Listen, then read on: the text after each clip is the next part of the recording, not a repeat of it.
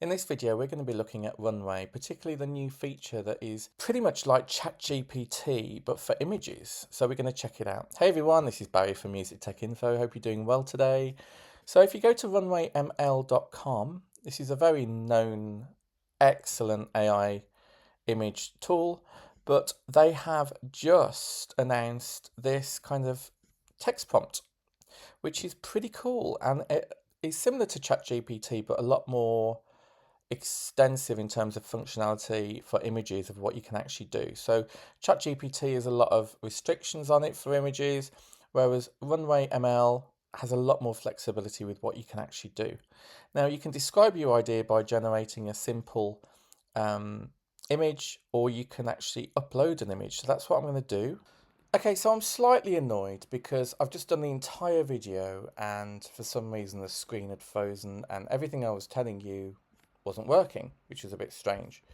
So if I have a quick look now, I just want to start a new workspace just to give you an idea of what I've been working on.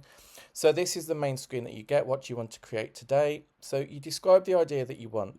The amazing thing is you can have up to 3 image references. So you could have 3 images of yourself. You could have 1 image of yourself, one image of the beach, for example. It might be that you're a musician and you actually want to give it some context and say this is a keyboard, make sure I'm playing this particular keyboard, and it'll try and do that for you. So when you're on the main screen, you literally go to add images here. This is where you can select the images that you actually want. You let it upload and then you literally give it your text prompt of what you want it to create, and it'll go away with the run button and it'll start creating it for you. Now, because I've already done this, I've already used up my free credits on the free plan. It may not be as fun, but I'm just going to show you the results of what it's actually done. Okay, so I've got some examples here of some quite interesting things, to be fair.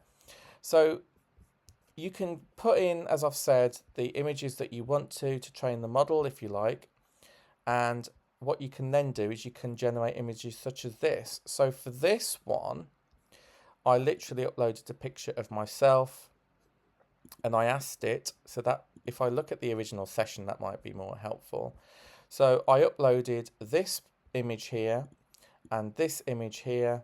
This is an old Cyber Monday image that I used to use as my musician, synthwave music. And I've said me in a synthwave scene. So it's gone away. It doesn't take long, maybe a minute. It says, I'll create a more professional synthwave scene for you with the image. As if the last one wasn't professional enough. Let me generate that for you. So it goes away and that's what it's done. I mean, that's pretty impressive. Yes, it's obvious that that's AI, generated, but I think that's a really cool scene. And the amazing thing about it is that you then have the chat and then you can edit it how you want. You can give it suggestions. You can download it. You can favorite it. You can put in another image input if you want to, or you can just simply go to new chat and then you can start that again. So I thought that was really cool to actually see. If I have a look again at the other things that I've created. So I then tried this one. So if I have a look at the original session, so same again, so I produced that image and then I said, it suggested, would you like to animate this cyberpunk portrait into a video or make any other modifications to the image? So I said, now make this more yellow and green effect rather than purple. It went a bit further than just that. It changed the position that I was in. And it has a lot more yellow emphasis on it this time with kind of a side view with this kind of interesting cyberpunk effect added into it. So again, I thought that was really good. But then I thought, go further, and instead of it being a purple fog at the bottom, change the purple fog to green at the bottom of the image. So that's exactly what it did. A lot better there. Still some elements of purple in it, but mainly, that's pretty cool. But then it added that kind of weird thing. So it does hallucinate, so it's something to be conscious of that. Every time you do this, it's taking about 5 credits off you. So just be conscious that you're using credits every time you're using the text prompt. Whereas with ChatGPT, you don't typically do that. And then it did make a suggestion. So it said, how about animating this image into a cyberpunk video with the city lights pulsing and some subtle movement? So it was able to do that as well. So if I just show that, and that's a pretty cool effect, right? So this stuff, I believe, for people like musicians, is going to be huge. You could have yourself on a stage, you could have yourself performing.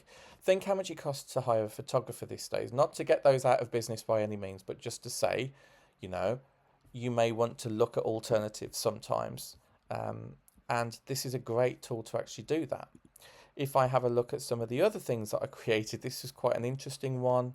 So I'll have a look at the original session for this to show you. So this was, I put 3 images of myself up, which is the maximum you can currently do as of recording this video. Put me on a spaceship playing a keyboard.